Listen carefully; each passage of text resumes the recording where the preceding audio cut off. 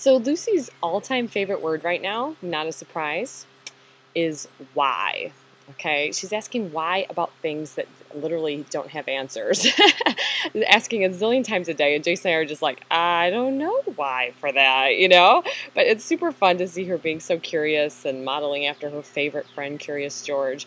But it's one of those things that has gotten me thinking, okay, why do we do things the way we do them? All right, Jason is, talking with groups all the time, and one of the things he says to them that I think is really a big point, and I'm going to read it because it's a direct quote.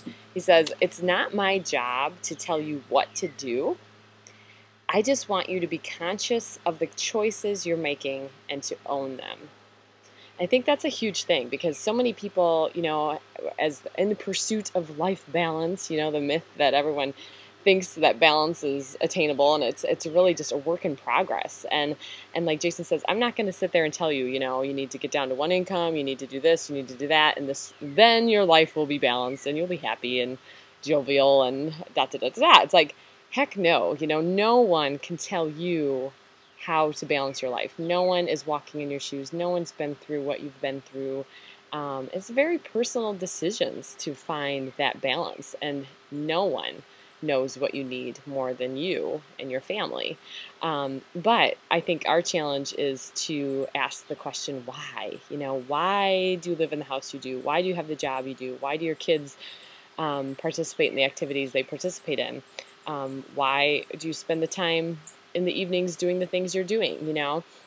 These are questions that I think a lot of times in the busyness and in the craziness of our schedules, we don't often stop and evaluate. We just kind of take as, oh, this is my life, this is my reality. Like, some people take even a victim mentality of like, this is, how it's got to be. And Jason and I are like, heck no, I mean, maybe some things are a reality that you can't really get around, but have you asked why? Have you chosen those activities, or has your life just kind of gotten out of control? So that's our challenge this week, is to kind of think about the realities of your life and to own them and say, yeah, you know what? We're going every night in the summer. We're at the Ball Diamond every single night, and we love it. And that's summer for us, and that's, we're making the best of it, and our kids love their activities, and we're not going to do anything about it. It's like, awesome. You've thought about it. You could complain about the busyness, but you've actually owned your reality. So that's kind of something I challenge you to do this week. One more quick thing I want to show you. My niece Kaylee, who's turning 15 soon, is one of those super creative type people. I love those type of people. And she has been doing these custom creations with clay for her loved ones. And she did a commissioned piece for our family, and I want to show this to you because there's something really neat here that she took a spin on. Okay, here it is. Let's see if I can get it in this shot. Let's see if I can get it. Sorry, guys. Okay, so here's our family. We have Jason down here. He's laying in kind of on the grass with his camera, taking a creative photo of Lucy and myself, which is not uncommon for him. And he's got a Superman shirt on. I've got my Mr. Potato Head shirt. Lucy's got her Elmo shirt and a cute little bow in her hair, and Curious George, and her Mickey and Ugly Doll, and some friends from her room. And of course my Chuck Taylors there that I'm not wearing but are nearby. And this was just all her thought process, okay, which I thought was so cool, because most 15-year-olds are, on Facebook and texting, not thinking about someone and putting this all together. So that's pretty awesome.